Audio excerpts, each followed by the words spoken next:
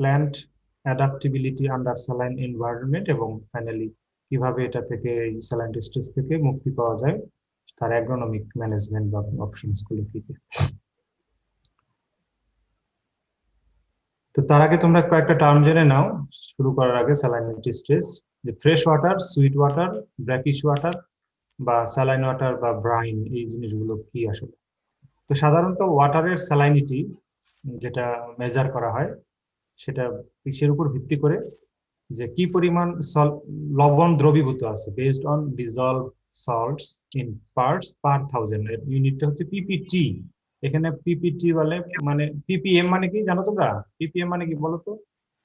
Parts per million. Parts per million, thank you. আর এই PPT হবে পার্টস পার থাউজেন্ড। আবার আরেকটা আছে পার্টস পার ট্রিলিয়ন, সেটা আরো ক্ষুদ্র। তো এই ক্ষেত্রে ট্রিলিয়ন না, এই পিপিটি হলো পার্টস পার থাউজেন্ড। আচ্ছা, তাহলে যে ফ্রেশ ওয়াটার তখনই আমরা বলি যখন ওই ওই পানিতে দ্রবীভূত লবণের পরিমাণ লেস দেন 0.5 পিপিটি থাকবে। অর্থাৎ 100 গ্রাম পানিতে 0.5 গ্রাম লবণ যদি থাকে বা তার কম, সেটাকেও আমরা ফ্রেশ ওয়াটার বলি। মানে সেই লবণাক্ততাটা আসলে কোনো ধর্তব্যের মধ্যেই পড়ে না, ওর খুব একটা লবণ লবণ লাগবে না। তারপরে ব্র্যাকিশ ওয়াটার আমরা বলে থাকি যেই পানিতে দ্রবীভূত লবণের পরিমাণ 0.5 থেকে, মানে মোর দেন 0.5 থেকে বা 0.5 থেকে 30 পিপিটি আছে। তারপরে এইভাবে স্যালাইন ওয়াটারকে আমরা বলি 30 থেকে 50 পিপিটি থাকলে সেটাকে স্যালাইন ওয়াটার বলি। আর ব্রাইন হলে 50, অর্থাৎ সবচেয়ে বেশি লবণ দ্রবীভূত থাকে ব্রাইনের ভিতরে, মোর দেন 50 পিপিটি। তাহলে আমরা বুঝবো যে ব্র্যাকিশ ওয়াটার যেটা আছে, তোমরা জেনে থাকবে যে সাতক্ষীরার দিকে যদি কারো বাড়ি থাকে, বাগেরহাট, সাতক্ষীরা, ওই সমস্ত এলাকার যে সমস্ত শ্রিম্পের ঘের আছে, বাগদা চিংড়ি, ওখানে কিন্তু আমরা ব্র্যাকিশ ওয়াটার বলে থাকি। সেটাকে কিন্তু স্যালাইন ওয়াটার অনেক সময় বলে না। ওই যে নদী, জমির যে পানিটা থাকে বাগদা চিংড়ি চাষের জন্য। কারণ স্যালাইন ওয়াটারের এখানে লেখা আছে, দেখো, brackish water is water that has more salinity than fresh water but not as much as sea water বা স্যালাইন ওয়াটার বা ব্রাইন। কারণ ব্র্যাকিশ ওয়াটারই আসলে চিংড়ি চাষের জন্য খুবই উপযোগী। খুব বেশি লবণাক্ততা হয়ে গেলে আবার চিংড়ি বাঁচবে না, যেমন সমুদ্রের পানিতে কিন্তু চিংড়ি, এইগুলা চাষের চিংড়ি বাঁচবে না, কিন্তু আবার ফ্রেশ ওয়াটারেও এই বাগদা চিংড়ি গুলো বাঁচে না। তো সেজন্য আমরা বলি ওগুলাকে ব্র্যাকিশ ওয়াটার। তবে তোমরা একটা খেয়াল মনে রেখো যে, যদিও এটা মানে সিলেবাসের অংশ না, যে বাগদা চিংড়ি ওই এলাকার যদি কেউ থাকো, কি বাগদা চিংড়িটা লবণ পানি সহ্য করতে পারে বা পছন্দ করে, বড় হয়। আর গলদা চিংড়ি যেটা তোমরা দেখেছো, বড় বড় মাথা, বড় বড় পা থাকে গলদা, সেটা কিন্তু আবার স্বাদু পানিতে ভালো হয়। কিন্তু মজার বিষয় হলো দুই ধরনের চিংড়িরই ফ্রাই যেটা বলে, মানে বাচ্চা যেটা, হ্যাঁ, সেটা কিন্তু আবার লবণ পানিতে হয় আর কি।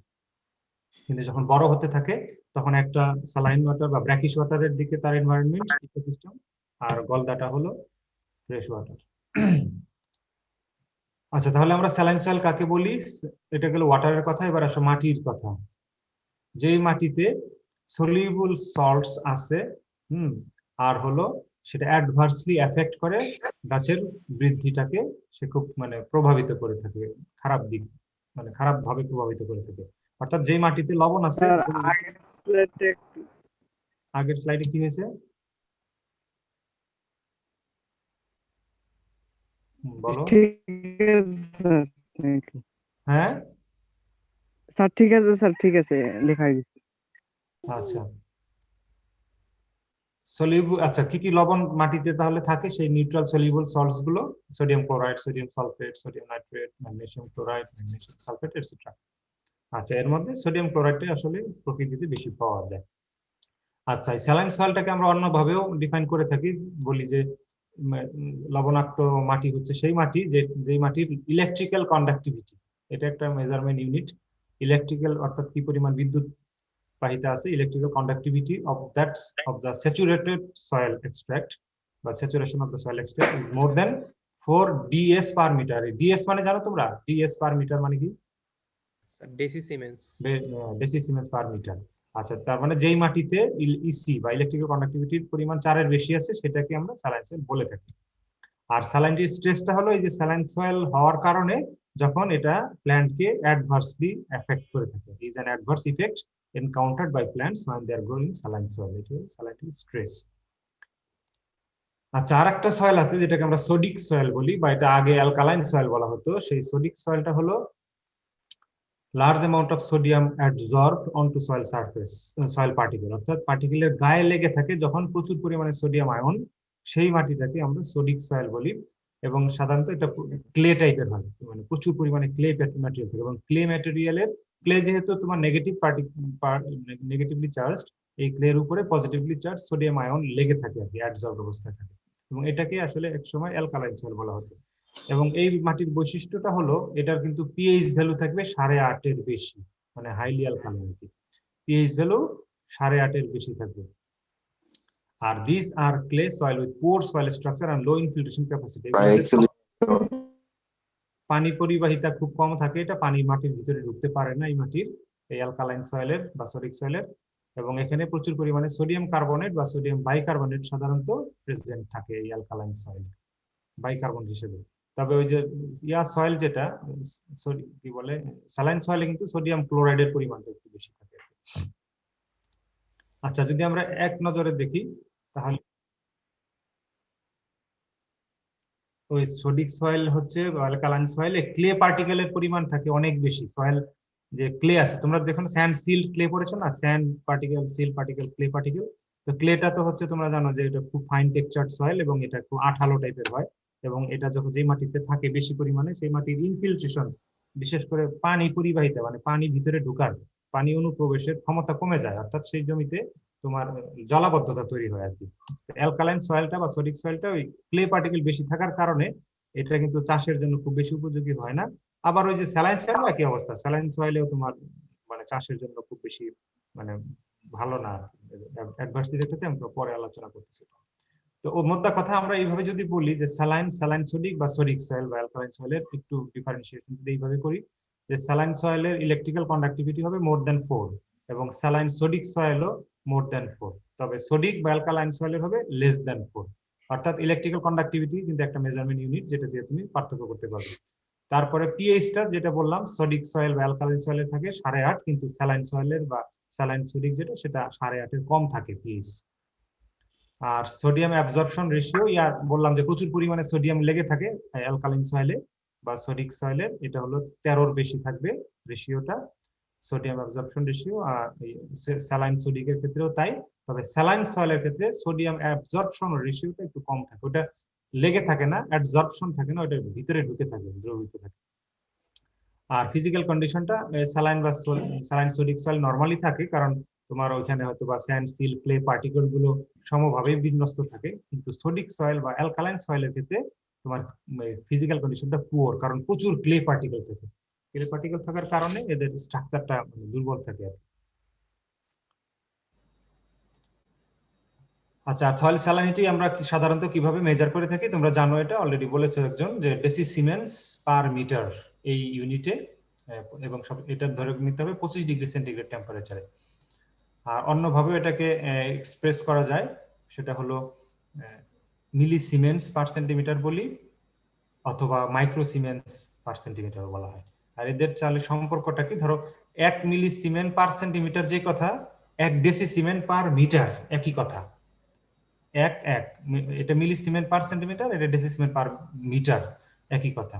আর তাহলে 1 মিলি সিমেন্স আবার হলো 1000 মাইক্রো সিমেন্স এর সমান। 1 মিলি সিমেন্স পার সেন্টিমিটার হলো 1000 মাইক্রো সিমেন্স পার সেন্টিমিটার। এটা একটু খেয়াল রাখতে হবে ইউনিটটা আর কি। এটা হলো মানে সয়েল স্যালাইনিটি সাধারণত মেজার করা হয় এইভাবে। আচ্ছা, এখানে আমরা এখন যদি বলি যে স্যালাইনিটির ক্লাসগুলো কি কি, এই ইলেকট্রিক্যাল কন্ডাক্টিভিটির উপর ভিত্তি করে কয়েক ধরনের 5 ভাগে ভাগ করা হয় সাধারণত মাটিটাকে। আমরা বলি non saline, slightly saline, moderately saline. আমার মনে হয় সয়েল সায়েন্সে পড়ে আসছে না এটা, স্ট্রংলি স্যালাইন এবং ভেরি স্ট্রংলি স্যালাইন সয়েল। এবং নন স্যালাইনের ইলেকট্রিক্যাল কন্ডাক্টিভিটি আমরা সাধারণত বলি 2 এর নিচে যেটা থাকবে, 0 থেকে 2, এটাকে 2 এর নিচে হলে আমরা ওটাকে নন স্যালাইন হিসেবে কাউন্ট করে থাকি। এবং এটা মানে ফসলকে কিভাবে প্রভাবিত করে, এটা সাধারণত আর প্রভাবিত করে না, এই লবণাক্ততা দিয়ে ফসলের গ্রোথ বা ডেভেলপমেন্ট প্রভাবিত হয় না। তবে স্লাইটলি স্যালাইন যদি হয় 2 থেকে 4, যাদের ইলেকট্রিক্যাল কন্ডাক্টিভিটি যে মাটির, সেই মাটিতে মানে কিছু সেনসিটিভ ফসল আছে যেগুলো একদমই করা যাবে না, এটা পরবর্তীতে আমরা আসতেছি কি কি। তারপরে মডারেটলি স্যালাইন সয়েল হচ্ছে 4 থেকে 8, যে মাটির ইলেকট্রিক্যাল কন্ডাক্টিভিটি, এবং এখানে অনেক ধরনের ফসলই করা যায় না, মানে আস্তে আস্তে রেস্ট্রিক্টেড হয়ে যাচ্ছে ফসল ফলানো। স্ট্রংলি স্যালাইন সয়েলে তো বেশিরভাগ ফসলই করা যাবে না, অনলি টলারেন্ট ক্রপ যেগুলো আছে, দুই একটা যেগুলো সহ্য করতে পারে লবণাক্ততা, সেই সমস্ত ফসল করা যায় শুধুমাত্র। আর ভেরি স্ট্রংলি স্যালাইন সয়েলে মানে খুবই হাতে গোনা একটা দুটো ফসল হয়তো বা, ভেরি টলারেন্ট ক্রপ যেগুলো আছে সেগুলো হচ্ছে ফসল ফলন দিবে। এছাড়া বেশিরভাগ ফসলই মানে ক্রপস বা ফসল এখানে চাষ করা যায়। হ্যাঁ টলারেন্ট ক্রপস গুলো কোনগুলো স্যার? আসতেছি, একটু পরে আসবো আমরা।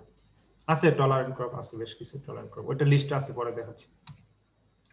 আচ্ছা, কি কারণে হয়, কারণগুলো তোমাদের হয়তো বা কারো কারো ক্ষেত্রে জানা থাকতেও পারে, অন্য সাবজেক্টে পড়ে আসছো কিনা আমি জানি না, তবে এই মেজর কয়েকটা কারণ আছে যে কেন স্যালাইনিটি ডেভেলপ করে পানি মাটিতে। এই যে ময়মনসিংহ রিজিয়নে কিন্তু স্যালাইনিটি নাই, আবার দক্ষিণবঙ্গের ওদিকে স্যালাইনিটি আছে। তো কি কারণে ওদিকে হচ্ছে, তার মূল প্রথম কথাটা হলো use of saline ground water.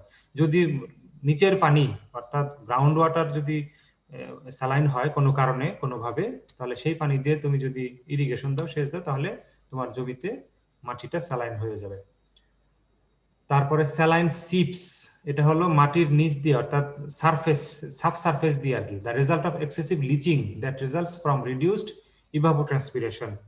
অর্থাৎ যদি ঠিকমতো ইভাপোট্রান্সপিরেশন না হয়, মাটিটা পানিটা যদি বের হয়ে না আসতে পারে, তখন অনেক সময় ওই লিচিং হয়ে হয়ে হয়ে তোমার, এটা কোস্টাল বেল্টের ক্ষেত্রে প্রযোজ্য। হ্যাঁ, লিচিং হয়ে হয়ে ধরো কোনো কারণ সমুদ্র থেকে পানি আসলো, জলোচ্ছ্বাস হলো, তখন সেটা ভিতরে ঢুকে গিয়ে মাটির ভিতরে ঢুকে গিয়ে স্যালাইন করে দেয়। তারপর ingress of sea water through tidal waves underground aquifers or through wind transport of salt spray.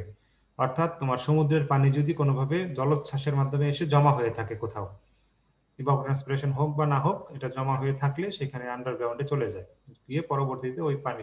আমি যখন জাপানে পিএইচডি করি, এটা তোমাদের সাথে একটু শেয়ার করি, মানে বাস্তব অভিজ্ঞতা, সেটা হলো আমি সাতক্ষীরাতে তখন গিয়ে ডাটা কালেকশনে যেতাম এবং সয়েল স্যাম্পল, ওয়াটার স্যাম্পল এগুলো কালেক্ট করতাম, কারণ আমার এই টপিকটাই ছিল স্যালাইনিটি নিয়ে, স্যালাইনিটি স্ট্রেস বা শ্রিম কাল্টিভেশন, অ্যাগ্রোনমির সাথে রিলেট, তো rice based shrimp based rice farming system আর কি। তো সেখানে শ্রিম যেহেতু করে এলাকার লোকজন, ওই শ্রিম করার কারণে তাদেরকে কিন্তু, শ্রিম মানে কিন্তু বাগদা চিংড়ি, মনে রেখো, শ্রিম মানে মানে প্রন এবং শ্রিম, যেটা আগে বলেছিলাম, প্রনটা হলো গলদা আর শ্রিমটা হলো বাগদা। তোমরা খেয়ে থাকবে বাগদা চিংড়ি, বাজারে দেখবে পাওয়া যায়, একটু কালো রঙের যেটা হয় আর কি। তো এই বাগদা চিংড়ি চাষে কিন্তু লবণ পানির প্রয়োজন হয়। তো কৃষকরা করে কি, ওরা যে জমিটাতে আগে কখনোই শ্রিম্প হতো না, অর্থাৎ একেবারে স্বাদু পানির সোর্স দিয়েই তারা জমি চাষ করতো, একদম স্যালাইন হওয়ার কোনো কারণই নাই যে সমস্ত জমি, সেই সমস্ত জমিগুলো কিন্তু আলটিমেটলি স্যালাইন সয়েলে কনভার্টেড হয়ে গেছে। কারণ একটাই, তারা চিংড়ি চাষে খুবই আগ্রহী সব কৃষকরা। ওখানে দেখা গেল যে বছরে দুইবার ধান হতো, আমন ধান, বোরো ধান, সেই জমিটাতেও তারা এখন করে কি, ওই বোরো ধান এরপরে স্যালাইন ওয়াটার ঢুকায় জমিতে, ওই পাশের খাল থেকে, নদী থেকে ঢুকিয়ে তারা এই করে চিংড়ি চাষ করে। এইগুলো করার কারণে আমি প্রতি মাসে মাসে নিতাম, সয়েল স্যাম্পল কালেকশন করতাম, ওয়াটার। পরে দেখলাম যে এক সময় মাটিতে তো কিছুটা স্যালাইনিটি ডেভেলপ করেছে, ওদের যে ইরিগেশন ওয়াটার, মাটি অনেক নিচে, ধরো 70 ফিট 80 ফিট নিচ থেকে যে পানিটা উঠে জমিতে চাষ সেচ দিচ্ছে বড় সিজনে, সেই পানিতেও কিছুটা স্যালাইনিটি, আমি 3 বছর প্রায় ডাটা নিয়েছি, প্রতি মাসে 36 মাসের রেজাল্টে দেখলাম ওই ধীরে ধীরে ধীরে ধীরে প্রায় কিছু কিছু জমিতে যেটা 2 ছিল সেগুলো 4, 4.5, 5, 6 হয়ে গিয়েছিল। তার মানে এটা পরে ওদেরকে আমরা সাবধান করে দিয়েছি যে আপনারা যদি এইভাবে কাজ করেন, এইভাবে যদি স্ট্রিম করতে থাকেন, তাহলে কিন্তু এই জমিতে ভবিষ্যতে ধান চাষ করা ডিফিকাল্ট হয়ে যাবে আর কি। তো এইভাবে কিন্তু আস্তে আস্তে স্যালাইনিটি কিন্তু ডেভেলপ করে, এটা হিউম্যান অ্যাক্টিভিটিসের একটা ফ্যাক্টর। তারপরে স্যালাইনিটি প্রবলেমস আর most extensive in the irrigated arid and semi arid areas. এটা হচ্ছে তোমার শুধু বাংলাদেশের ক্ষেত্রে না, ওয়ার্ল্ড ওয়াইড কাউন্ট করে এই কথাটা বলা হয়েছে যে যে সমস্ত এলাকায় শুকনো জায়গা, সেই সমস্ত জায়গাতে তোমার ইরিগেশন যদি দেওয়া হয়, তখন ওই যে আসলে ট্রান্সপিরেশনের ইভাপোরেশনের মাধ্যমে পানিটা চলে গেলেও ওই লবণটা জমে থাকে আর কি মাটিতে। Localized redistribution of salts can often cause salinity problems of a significant magnitude. Localized redistribution মানে তো ধরো কোস্টাল বেল্টে আছে, কোস্টাল বেল্ট থেকে একেবারে সমুদ্রের কাছাকাছি যে জায়গাগুলো, সেগুলোতে যেহেতু সমুদ্রের কাছাকাছি, সমুদ্রের পানিতে অনেক লবণ থাকে, সেটা যদি তোমার ওই নদীতে বা খালের মধ্যে ঢুকে যায়, ঢুকে গিয়ে সেই জায়গার স্যালাইনিটির লেভেলটা বেশি ডেভেলপ করে। আর ভিতরের দিকে যারা আছে তাদেরকে স্যালাইনিটি কম হয়। তবে তবে যে লোকালাইজ ডিস্ট্রিবিউশন হলো ওই যে যদি কেউ ইচ্ছা করে ওই পানি দিয়ে আবার নিজের জমিতে ঢুকিয়ে ফেলে, চাষ করে বাগদা চিংড়ি বা অন্য চিংড়ি, সেক্ষেত্রে ওই ডিস্ট্রিবিউশনটা ডিফারেন্ট হয়, এক এক জায়গায় এক এক রকম। কেউ হয়তো বা তার জমিতে ঢুকাচ্ছে, আবার অন্য পাশের গ্রামের লোকজন তারা না, এটা ওই এলাকার লোকজন বলছে না আমরা লবণ পানি ঢুকাবো না, তাদের আবার স্যালাইনিটি ডেভেলপ করতেছে না, আবার তার আগে পাশের গ্রামে হয়তো স্যালাইনিটি ডেভেলপ করতেছে জমিতে। তো এইভাবে লোকালাইজ ডিস্ট্রিবিউশন হয়। এই সমস্ত কিছু কারণে তোমার স্যালাইনিটি ডেভেলপ করে।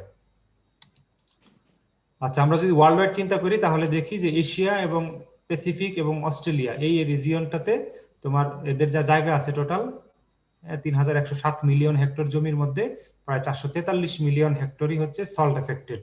অর্থাৎ তাদের যে টোটাল জমি আছে, ল্যান্ড এরিয়া আছে, তার 14%, 14.3%ই হলো স্যালাইনিটি মানে affected area, salt affected area. এটাই সবচেয়ে বেশি আর কি এই রিজিয়নটা। আফ্রিকাতে কম, আফ্রিকাতে আর নর্থ আমেরিকাতে সবচেয়ে কম। আর যদি আমরা টোটাল ওয়ার্ল্ডেরটা কাউন্ট করি একেবারে সব যোগ করার পরে 12,781 মিলিয়ন হেক্টর জমির মধ্যে 6.5% গড়ে আর কি, গড় যদি করি টোটাল সারা বিশ্বকে আর কি, পৃথিবীকে 6.5% জায়গা ল্যান্ডই হচ্ছে সল্ট এফেক্টেড। এটা পানি না, এটা কিন্তু মাটি। পানি হলে তো 3/2 লবণাক্ত হয়ে যেত, কারণ আমরা জানি পৃথিবীর 3/4 কত না 4/3 ভাগ না 3/2 ভাগ বলো তো? জল বলে না 4/3 ভাগ। 4/3 ভাগ না 3/2 ভাগ? 4/3 ভাগ। 4/3 ভাগ 4/3 জল। ভাগ। হ্যাঁ, 4/3 ভাগ জল, 1 ভাগ স্থল। তাহলে সেই হিসেবে কিন্তু অনেক বেশি হওয়ার কথা। আর বেশি ওই জল মানে কিন্তু বেশিরভাগই সামুদ্রিক পানি আর কি, সমুদ্রের পানি। এটা হচ্ছে মাটির কথা বলা হচ্ছে। হ্যাঁ বলো।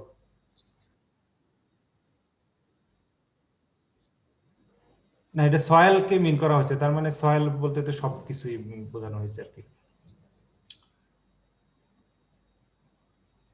আর of the current 230 million hectare of irrigated land, মানে বর্তমানে যেটা বলা হয় যে ইরিগেটেড ল্যান্ড মানে এটা হচ্ছে তোমার চাষযোগ্য, যেটা আমরা বলতেছি ইরিগেটেড শব্দটা আছে তার মানে এটা চাষের জন্য।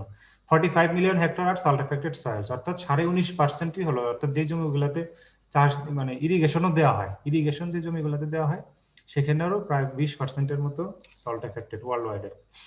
আর বাংলাদেশের ক্ষেত্রে একটু দেখো, এই যে বাংলাদেশের নিচের অংশটুকু এখানে শুধু ছবি দেখানো হচ্ছে, কারণ উত্তর দিকে বলা যায় স্যালাইনিটি লেভেল নাই, নিচের দিকে ডিস্ট্রিক্ট গুলোতে তোমার এই স্যালাইনিটি লেভেল কিছুটা ডেভেলপ করেছে। এর মধ্যে এই যে হাই লেভেলের স্যালাইনিটি আর কি এরিয়ার হিসেবে কম বেশ হতে পারে, কিন্তু ইন্টেন্সিটির দিক থেকে দেখো এই ঘন কালার যেটা একদম কক্সবাজারের দিকে নিচের দিকে যেটা লেস যেটা আছে সেখানে S3+S4, অর্থাৎ স্যালাইনিটি লেভেল যেটা হাইলি স্যালাইন সয়েল এগুলো বেশি পাওয়া যায় আর কি ওই এলাকাটাতে, কক্সবাজারের সমুদ্রের মানে উপকূলবর্তী এলাকাগুলো।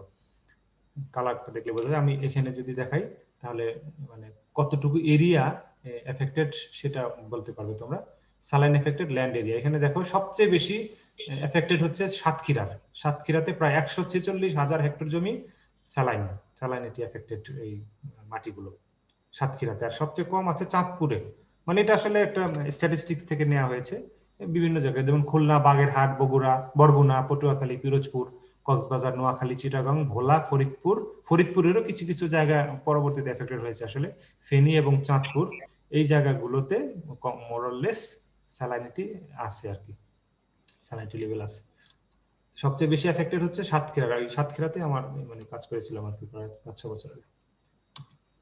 যাই হোক, এখন এই স্যালাইনিটি থাকলে কি সমস্যাটা হবে, হার্মফুল স্ট্রেসটা কিভাবে হয়, মানে প্ল্যান্টের ক্ষেত্রে 3 ভাবে হতে পারে। একটাকে আমরা বলি অসমোটিক স্ট্রেস বা ওয়াটার স্ট্রেস, আর একটাকে বলি আয়োনিক টক্সিসিটি, আর এক ধরনের হয় হলো secondary stresses like oxidative stress. তো বিষয়গুলো কি? অসমোসিস মানে তোমরা জানো যে শরীর থেকে মানে কম ঘন দ্রবণ থেকে বেশি ঘন দ্রবণের দিকে পানি চলে যাওয়া আর কি। তো যখন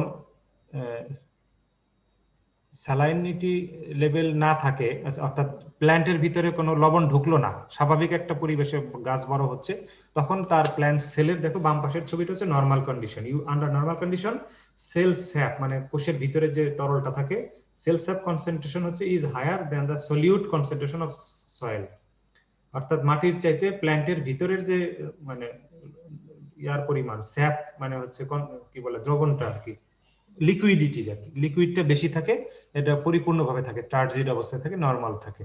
এখন যদি কোনো কারণে পানি ঢুকে, লবণ ঢুকে এটার মধ্যে, তখনই হয় কি এটা অসমোসিসের মাধ্যমে এই যে চুপসে যায়, এই পানিগুলো বের হয়ে আসে স্যালাইন কন্ডিশনে, বা জমিতে যদি বেশি পরিমাণে পানি থাকে মানে মানে কি বলে এটাকে স্যালাইন সয়েল যদি হয়, সয়েলের লবণের কনসেন্ট্রেশন বেড়ে যায়, তখন এই প্ল্যান্ট থেকে বিশেষ করে রুট থেকে আর কি, রুট থেকে পানি এই প্ল্যান্টের ভিতরে যে সেল স্যাপ আছে প্ল্যান্ট সেলের, অর্থাৎ দ্রাবক যেটাকে আমরা বলি, পানির পরিমাণ পানিটা বের হয়ে আসে, বের হয়ে এসে এইভাবে কিন্তু একেবারেই মানে সেলগুলো একেবারে চুপসে যায় আর কি, ডিজেনারেট করে, পরবর্তীতে নষ্ট হয়ে যায়, তার ফলে রুট কিন্তু পচে যায় এবং নষ্ট হয়ে যায়।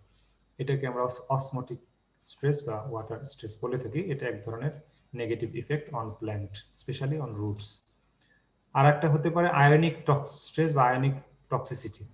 যখন তোমার প্রচুর পরিমাণে সোডিয়াম আয়ন জমা হয় তোমার সেলের মধ্যে, চলে আসে ভিতরে, যদি অ্যাবজর্ব করে নেয়, তখন হয় কি যে পটাশিয়াম আয়ন যেটা আছে, অর্থাৎ প্রচুর পরিমাণে সোডিয়াম আয়নের উপস্থিতির কারণে পটাশিয়াম আয়নের পরিমাণটা কিন্তু এটা একেবারেই মানে অ্যাবজর্পশন হয় না সোজা কথা, অথবা আপটেকই হয় না, জমি থেকে পটাশিয়াম আয়নটা নিতে পারে না। পটাশিয়াম আয়ন না নিতে পারলে এটা কিন্তু, পটাশিয়ামটা তোমরা পড়ে আসছো এগুলা, যে প্রচুর পরিমাণে এনজাইমকে কিন্তু সে অ্যাক্টিভ করে, পটাশিয়াম অ্যাক্টিভ করার ফলে গাছের গ্রোথ ডেভেলপমেন্ট এগুলো ঠিকঠাক মতো হয়, বিশেষ করে রুটের ডেভেলপমেন্ট, হ্যাঁ, অথবা রোগ প্রতিরোধ ক্ষমতাও বাড়ে কিন্তু মানে প্ল্যান্টের যদি ঠিক মতো পটাশিয়াম শরীরে থাকে।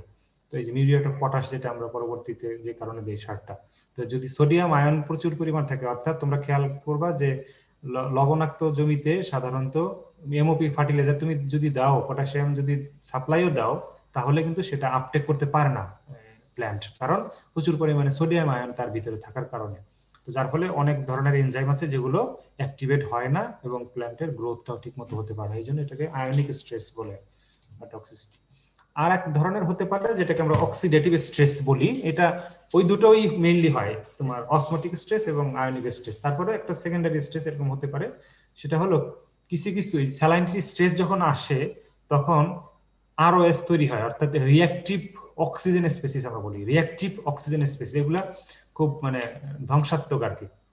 যেমন ফ্রি অক্সিজেন বা সিংলেট অক্সিজেন বলে O2, এটা তৈরি হয় কিন্তু প্ল্যান্টের ভিতরে। তারপরে সুপার অক্সাইড তৈরি হয়, ও মানে আয়নিক যেটা অক্সিজেন। তারপরে হাইড্রোক্সিন রেডিকেল HO যেটাকে বলে, ফ্রি মানে ফ্রি রেডিকেল এগুলা।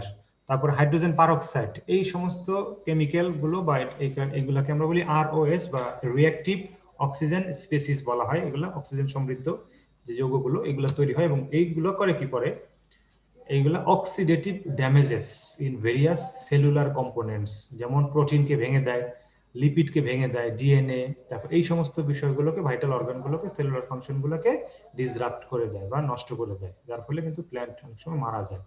তো এটা তোমার সেকেন্ডারি হিসেবে কাজ করে আর কি, সবসময় যে হবে তা না, কখনো কখনো এগুলো তৈরি হতে থাকে। তো আয়নিক স্ট্রেস আর স্ট্রেস হলে তো আর এগুলো লাগে না আসলে, এমনি প্ল্যান্ট শেষ হয়ে যাবে। আচ্ছা, এখন আলটিমেটলি আমাদের কি হচ্ছে যে কিছু এই সমস্ত স্ট্রেসের কারণে, স্যালাইনিটির স্ট্রেসের কারণে প্ল্যান্টও কিন্তু তার সিমটম প্রকাশ করে। হ্যাঁ, আমাদের শরীরে যেমন কোনো রোগ বালাই হলে জ্বর হয়, কাশি হয়, সর্দি হয়, এগুলো হচ্ছে সিমটম। প্ল্যান্টের ক্ষেত্রে এরকম সিমটম কিছু কিছু দেখা যায়। যেমন 1 নম্বর সিমটম যদি বলি, উইল্টিং হবে, ওই যে রুট টুট নষ্ট হয়ে গেলে তো স্বাভাবিকভাবেই গাছটা হেলে পড়ে যাবে বা একেবারে নেতিয়ে যাবে। তারপরে কিছু কিছু ক্ষেত্রে white leaf tip followed by tip burning, অর্থাৎ গাছের পাতার মাথাটা মানে টিপটা সাদা হয়ে গিয়ে একসময় পুড়ে যায়, প্রাথমিক অবস্থায় সাদা হয়, তারপরে পুড়ে যায়। তারপরে সোডিসিটি কন্ডিশনে, অর্থাৎ যদি অ্যালকালাইন থাকে, অর্থাৎ এটা সোডিয়াম থাকবে কিন্তু পিএইচ যদি বেশি থাকে, সেই সমস্ত ক্ষেত্রে কি হয়, লিফের ব্রাউনিং, লিফ বাদামি হয়, এবং নেক্রোসিস, অর্থাৎ সাদা সাদা দুই শিরার মাঝখানের যেই সবুজ জায়গাটুকু সেগুলো সাদা সাদা হয়ে যায়, নেক্রোসিস হয়, নষ্ট হয়ে যায়। তারপরে কখনো কখনো এই সবগুলো সিমটম যে একই গাছে হবে তা না, ভিন্ন ভিন্ন ভিন্ন ভিন্ন ক্রপে ভিন্ন ভিন্ন রকম হতে পারে। লিফ রোলিং হয়, পাতা মুড়ে যায়, হোয়াইট লিফ ব্লচেস, সাদা সাদা ছোপ পড়ে, এই শ্বেতি রোগীদের মতো ছোপ ছোপ দাগ পড়ে। তারপরে স্টান্টেড প্ল্যান্ট গ্রোথ কমে যাবে, গাছ খাটো হয়ে যাবে, এবং টিলার সংখ্যা, বিশেষ করে রাইসের ক্ষেত্রে বা হুইটের ক্ষেত্রে টিলারিং কমে যাবে, কুশি হবে না, খুব কম হবে। তারপরে গ্রোথ অনেক কমে যাবে, এবং প্যাচি গ্রোথ ইন ফিল্ডে দেখবা যে কোনো মানে একই জমিতে কিছু জায়গায় ভালোভাবে গ্রোথ হয়েছে, কিছু জায়গায় দেখবে খাটো খাটো রয়ে গেছে, এটাকে প্যাচি গ্রোথ বলে আর কি। কম বেশ হবে একই জমিতে, ভিন্ন ভিন্ন রকমের হয়। ওই লবণাক্ততা অনেক সময় কম বেশি হয়, কিন্তু জমিতে পুরো জমিটাতে কিন্তু অনেক সময় একই রকম নোনা যদি না হয়, কোথাও একটু কম কোথাও একটু বেশি হয়, তখন এই প্যাচি গ্রোথ দেখা যায়। তারপরে স্পাইকলেট স্টেরিলিটি, অর্থাৎ যে ফুল আসবে, ধানের ফুল বলো বা গমের ফুল, সেটা স্টেরাইল হবে এবং গ্রেইন ভালো পাওয়া যাবে না, যার ফলে হারভেস্ট ইন্ডেক্স কমে যাবে। তোমরা হারভেস্ট ইন্ডেক্স বুঝো? জি স্যার। হারভেস্ট ইন্ডেক্স কি বলতো? স্যার বায়োলজিক্যাল ইল্ড আর টোটাল ইল্ডের অনুপাত। টোটাল ইল্ড আর বায়োলজিক্যাল ইল্ডের তফাৎ কি? স্যার টোটাল ইল্ডে আমরা যেটা চাচ্ছি মানে প্ল্যান্টের সব পার্ট নিব, আর বায়োলজিক্যাল ইল্ডে যেটা আমাদের ডিজায়ার্ড পার্ট সেটা নিব। যেমন বলো তো বায়োলজিক্যাল ইল্ড, একটু উদাহরণ দিয়ে বলো বায়োলজিক্যাল ইল্ড আর টোটাল ইল্ডের। ধরো রাইসের ক্ষেত্রে আমরা কোনটা বায়োলজিক্যাল ইল্ড বলি, কোনটা টোটাল ইল্ড বলি? স্যার রাইসের ক্ষেত্রে হলো গ্রেইনটা হলো বায়োলজিক্যাল ইল্ড, আর টোটাল ইল্ড হলো প্ল্যান্ট, বিভিন্ন প্ল্যান্ট পার্ট নিব। তুমি একটু কনফিউজ করছো, আসলে ওই টোটাল ইল্ডটাই বায়োলজিক্যাল ইল্ড। টোটাল ইল্ড বলতে একেবারে রুট থেকে শুট পর্যন্ত যা আছে ওইটাই বায়োলজিক্যাল ইল্ড। আমরা বলি স্ট্র ইল্ড এবং গ্রেইন ইল্ড। তুমি যেটা বলতে চাচ্ছ সেটা হলো গ্রেইন ইল্ডের সাথে। হ্যাঁ হ্যাঁ হ্যাঁ ঠিক, এখন ঠিক বলেছে, এটা হয়তো অন্য কেউ বলেছে। বায়োলজিক্যাল ইল্ড আর টোটাল ইল্ড সেম, এরই একটা অংশ হচ্ছে গ্রেইন ইল্ড আর একটা অংশ হচ্ছে স্ট্র ইল্ড। তো আমাদের টার্গেট হচ্ছে গ্রেইন ইল্ডটা। তো সাধারণত গ্রেইন ইল্ড বেশি যদি হয় তাহলে সেই মানে প্ল্যান্টের হারভেস্ট ইন্ডেক্স বেড়ে যায় আর কি।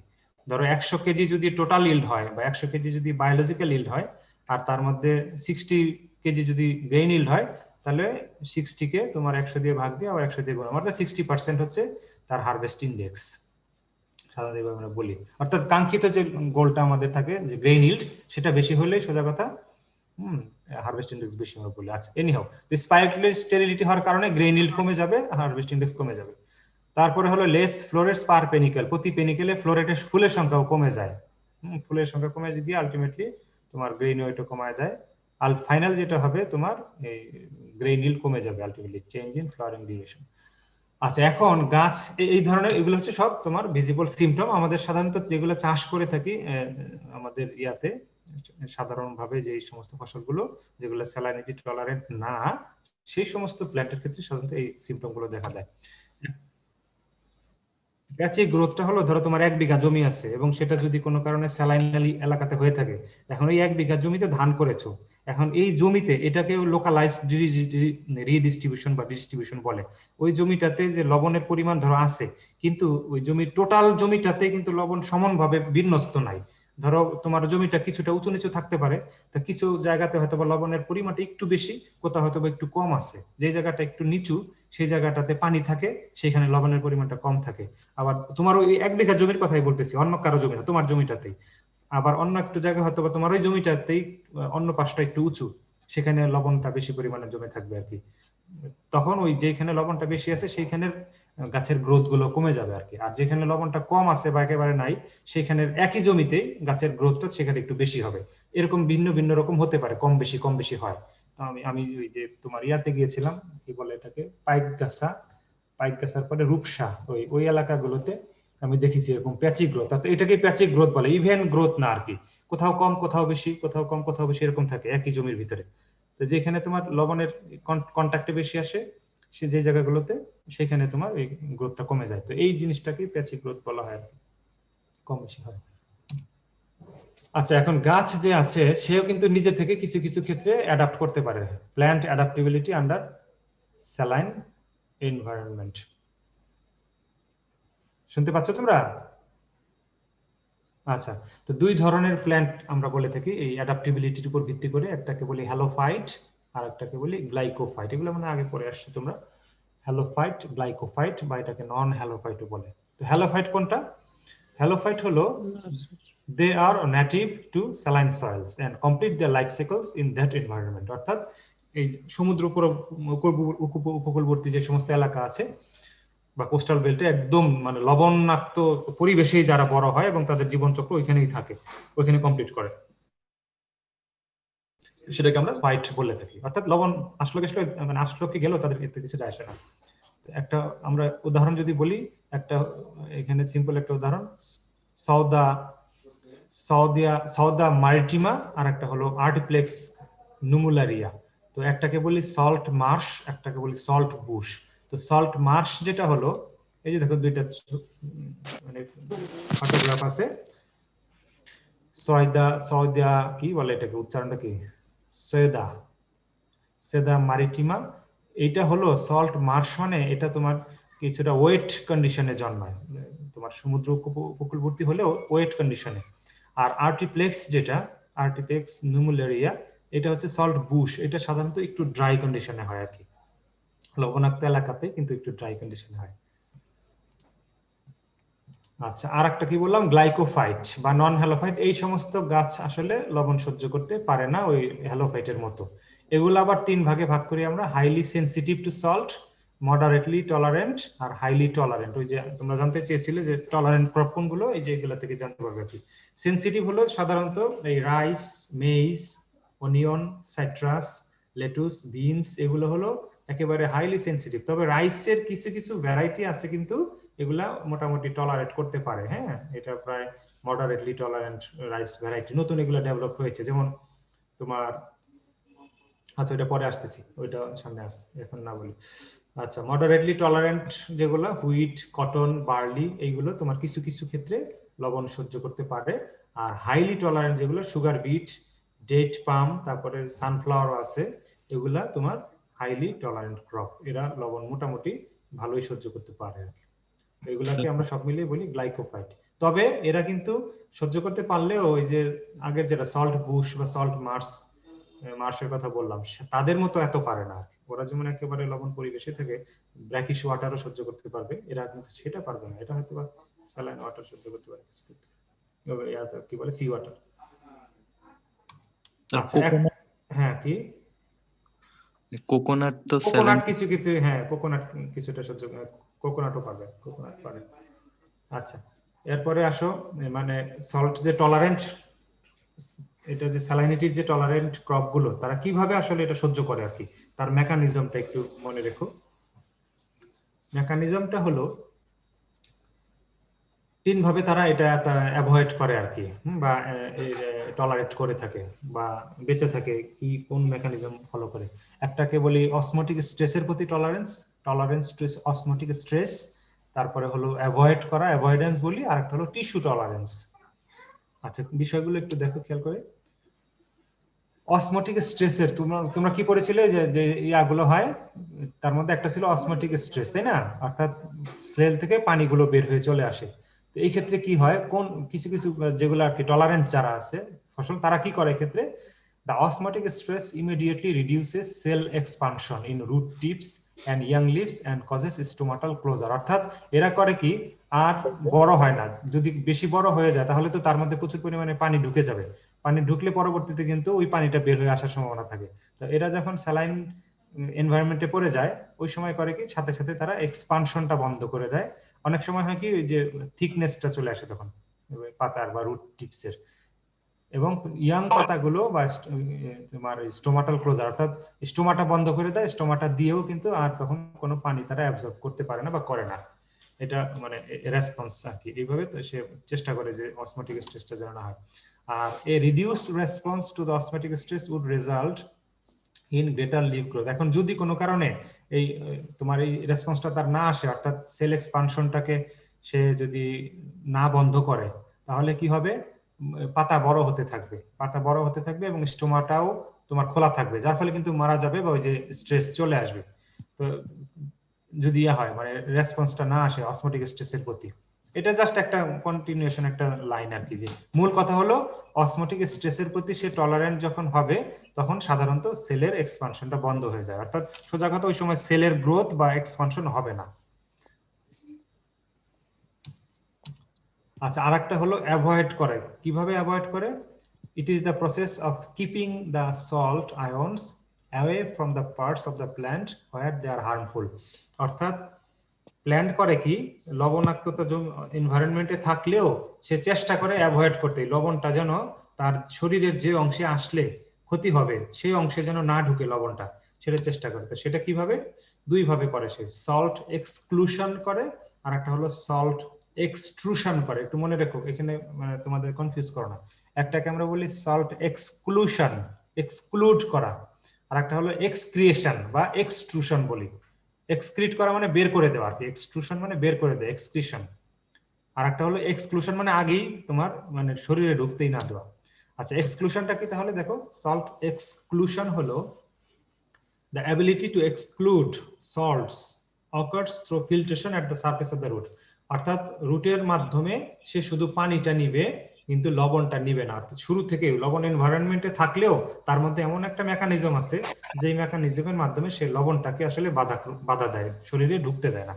root membranes prevent salt from entering while allowing the water to pass through, অর্থাৎ রুটের যে মেমব্রেনটা আছে সে শুধু ওই সমস্ত ফসলের ক্ষেত্রে এটা হয় অ্যালাউ করে শুধুমাত্র পানিকে, কিন্তু লবণটাকে ঢুকতে দেয় না। যেমন রেড ম্যানগ্রোভ নামে এক ধরনের প্ল্যান্ট আছে, এরা এই যে দেখো ছবিটা, এটা বাম পাশের ছবিটা হচ্ছে যে একটা দেয়ালের মতো, এটাকে রুট মেমব্রেন যদি ধরি তাহলে যে নীল রঙের অর্থাৎ ওয়াটার মলিকিউল গুলো ঢুকতেছে রুটে, কিন্তু হলুদ রঙের যে সোডিয়াম ক্লোরাইড এটাকে বাধা দিচ্ছে, অর্থাৎ সে ঢুকতে পারতেছে না। এটা হলো এক্সক্লুশন, এবং এটা হচ্ছে সেই ছবি, রিয়েল পিকচার ফটোগ্রাফ। এই রেড ম্যানগ্রোভ এই সমস্ত গাছের ক্ষেত্রে এই মেকানিজমটা কাজ করে আর কি, এটা এইভাবে অ্যাভয়েড করে। আর সল্ট এক্সক্রিশন বা ঢোকার পরে বের করে দেওয়া আর কি, সেটা কিভাবে করে? Salt excreters remove salt through glands or bladder or cuticle located on each leaf, অর্থাৎ লবণটা ঢুকে গেছে শরীরের মধ্যে, এরপরে তারা ভিন্ন ভিন্ন মেকানিজমের মাধ্যমে শরীর থেকে বের করে দেয়। তো সেটা কিভাবে করে? যেমন এটাকে বলি আমরা সল্ট ব্লাডার। তো আমার মানুষের শরীরে যেমন ব্লাডার থাকে, ফুটবলে দেখছো ব্লাডার আছে ভিতরে, তো ওই ব্লাডারে তারা জমা করে আসলে লবণগুলো ঢোকার পরে ওই তাদের শরীরে কিছু ছোট ছোট অর্গানের মতো থাকে, সে ব্লাডারে জমা করে, ব্লাডার থেকে পরবর্তীতে বের হয়ে আসে। এটা আর্টিপ্লেক্স, ওই যে আগের ছবিটা যেটা দেখিয়েছি সল্ট বুশ যেটা, সেটা। আর কিছু কিছু প্ল্যান্টের আছে সল্ট গ্ল্যান্ড, এটা কি করে? Dump sites for excess salt absorbed in water from the soil that help plants adapt to life in saline environments, অর্থাৎ তোমার কিছু কিছু ক্ষেত্রে প্ল্যান্টের ক্ষেত্রে গ্ল্যান্ড তৈরি হয় যেখানে এরা লবণগুলো জমা করে।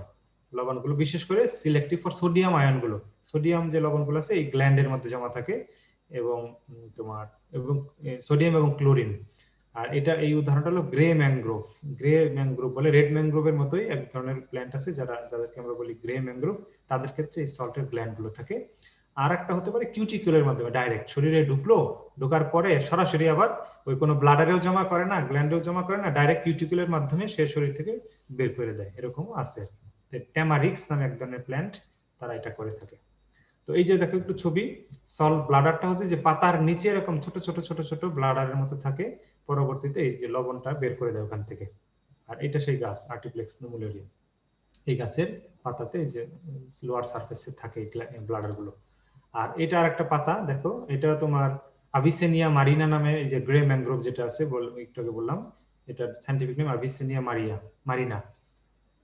এই পাতার নিচের দিকে তোমার ওই সল্টের গ্ল্যান্ড গুলো থাকে। The undesirable of their leaves have glands that excrete the salt, the leaves then drop off. এই বিশেষ করে ওল্ডার লিফে এটা হয়, এই নিচের দিকে এরকম জমে থাকে, জমে পরে পাতা সহ ঝরে পড়ে যায় আর কি, উপরের পাতাগুলো বেঁচে যায়, উপরের অংশটুকু। এইভাবে এক্সক্রিশন বা এক্সট্রুশন করে। আচ্ছা, আর একটা হলো টিস্যু টলারেন্স।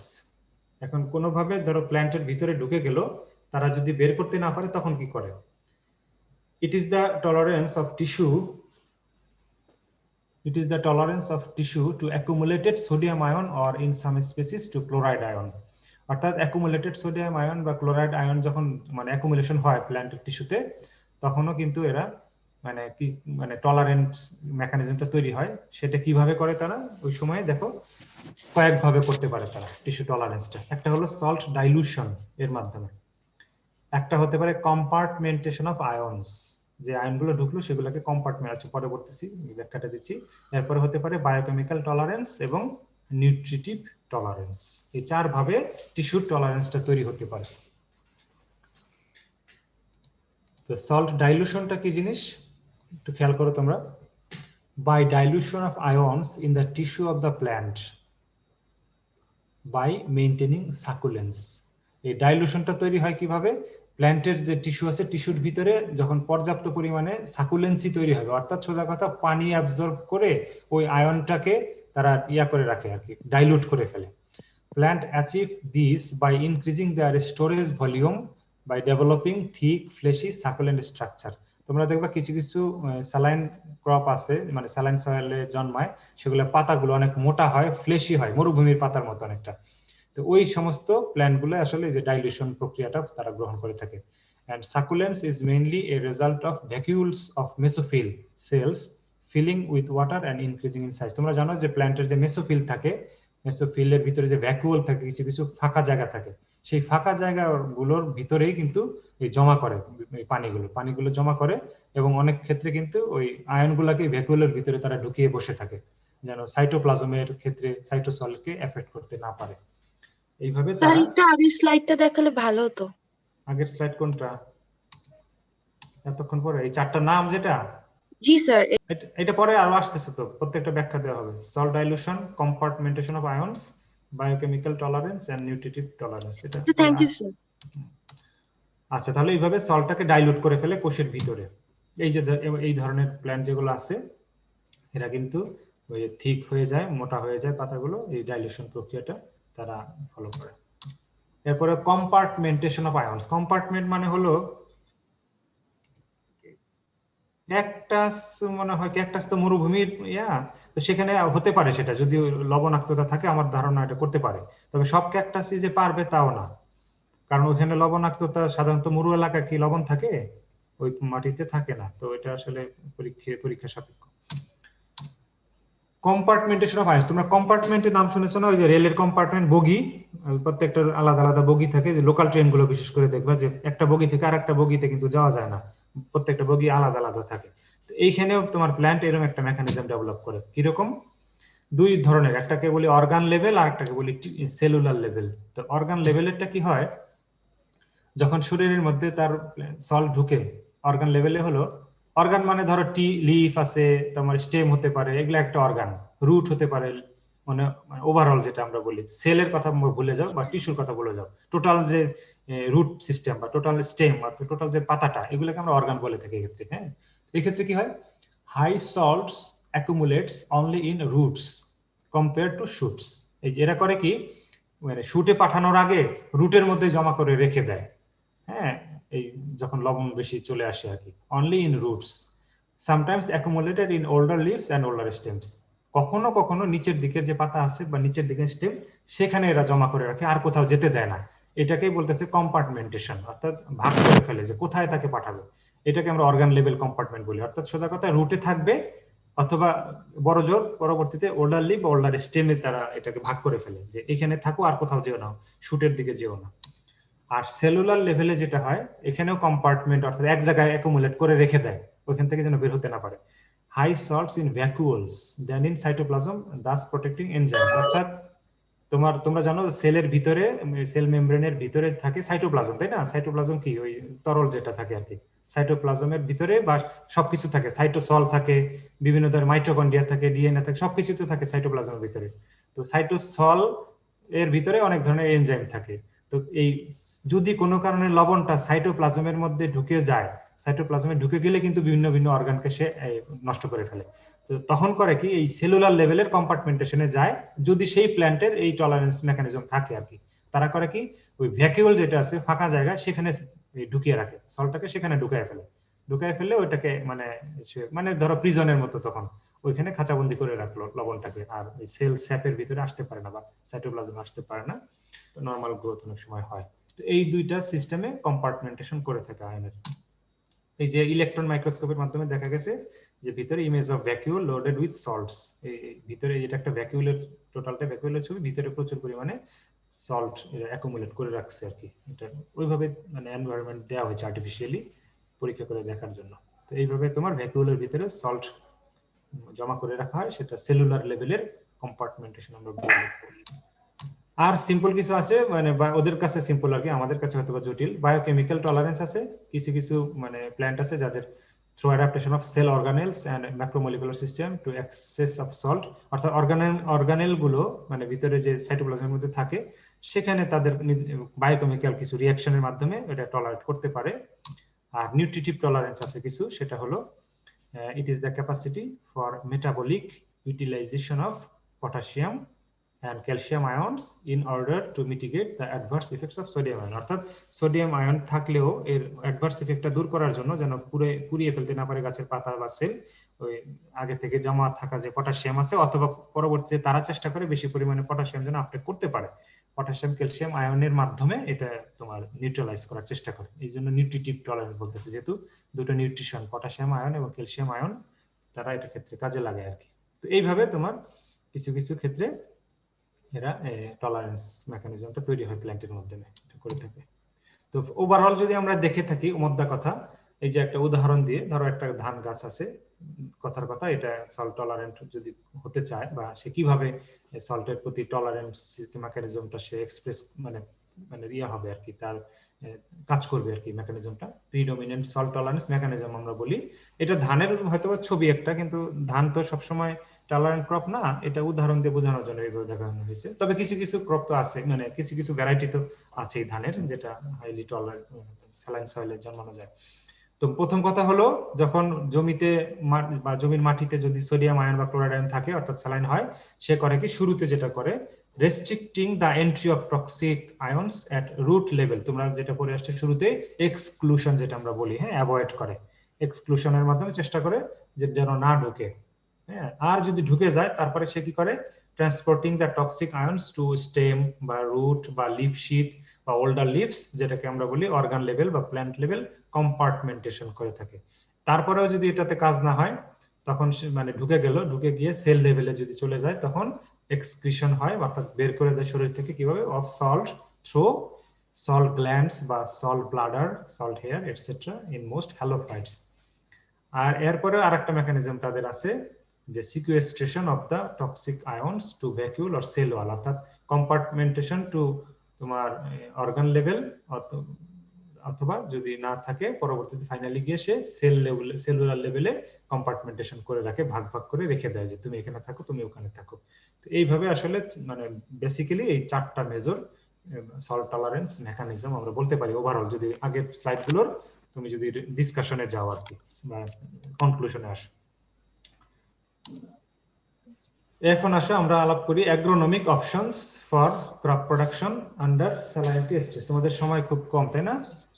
আচ্ছা, তাহলে আমরা এই স্লাইডটাই পড়ি, এই স্লাইডটা পড়ে শেষ করে দিই আজকে, আর বেশি নাই, তাহলে সামনের ক্লাসে এই শেষ হয়ে যাবে এটা। আর পরে টোবাকোর ক্ষেত্রে 2টা ক্লাস লাগে, তো আমি চাচ্ছি আজকের ক্লাস কালকে পরশু 3 দিনে তোমাদের আমার অংশ শেষ করে দিব আর কি, তো হয়ে যাবে ইনশাআল্লাহ, অসুবিধা নেই।